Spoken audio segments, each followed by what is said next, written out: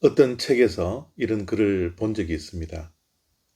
좋은 엄마가 되기 위해서는 먼저 남편을 사랑하라 라는 말이었습니다. 남편을 무조건적으로 신뢰하고 사랑하는 모습을 자녀들에게 보여줄 때 좋은 엄마가 될 수 있다라는 말이었습니다. 엄마와 아빠가 진심으로 사랑하고 서로를 사랑하는 모습을 보고 자란 자녀들이 장성하여서 누군가를 사랑할 때 어떻게 사랑해야 할지, 또 어떻게 표현해야 할지 부모의 사랑을 보고 그렇게 사랑을 할 수 있다라는 그런 글이었습니다. 참 도전이 많이 되는 그런 글이었죠.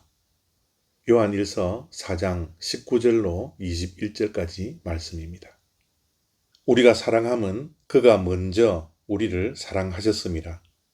누구든지 하나님을 사랑하노라 하고 그 형제를 미워하면 이는 거짓말하는 자니 보는 바 그 형제를 사랑하지 아니하는 자는 보지 못하는 바 하나님을 사랑할 수 없느니라.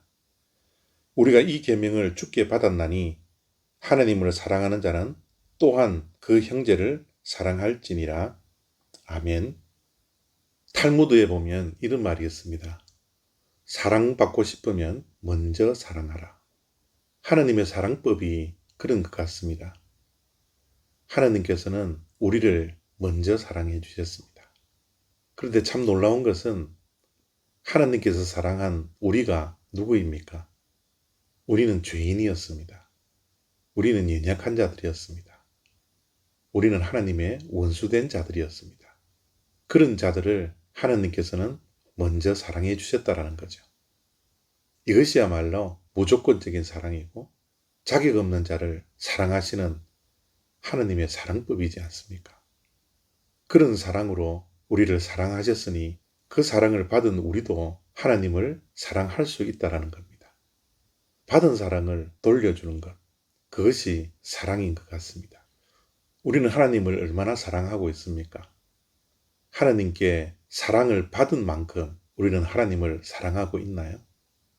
그런데 오늘 본문 말씀은 보이지 않는 하나님을 사랑하는 증거가 무엇인가 하면 보이는 사람을 먼저 사랑하라는 겁니다. 보이는 사람을 사랑하지 않고 보이지 않는 하나님을 어떻게 사랑할 수 있는가? 이렇게 반문을 하고 있습니다. 그렇습니다. 하나님의 사랑은 곧 이웃 사랑입니다. 이웃 사랑이 곧 하나님을 사랑하는 겁니다. 어떤 이웃을 사랑해야 합니까? 자격 없는 자들을 무조건적으로 사랑해야 하는 겁니다. 왜요? 우리가 그런 사랑을 받았기 때문입니다. 어린 시절을 생각해 보면 어린아이였을 때는 친구들과 싸우더라도 곧 화해가 되더라고요. 그런데 어른이 되어서 서로 싸우면 그 화해가 정말 힘들더라고요. 그러지 않습니까?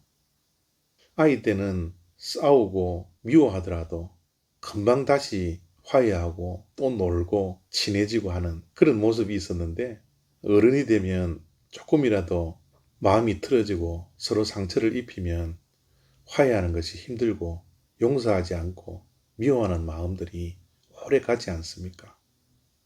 사랑은 어린아이와 같은 사랑이 되어야 되겠다. 그런 생각을 하게 되었습니다.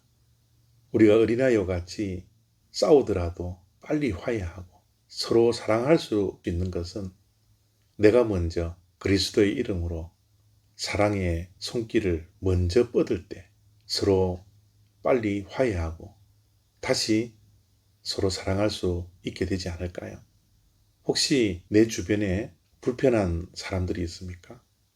여전히 화해해야 할, 사랑해야 할 대상임에도 불구하고 관계가 멀어져 있고 마음에 미워함이 있는 그런 주변의 형제 자매들이 있지 않습니까?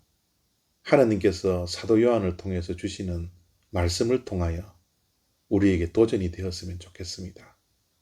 사랑은 먼저 사랑하는 것. 그것이 오늘 우리에게 주시는 하나님의 말씀입니다. 오늘 이웃들에게, 형제 자매들에게 먼저 화해의 손길을 내밀고 사랑의 손을 내밀 수 있는 복된 하루 되시기를 바랍니다. 감사합니다.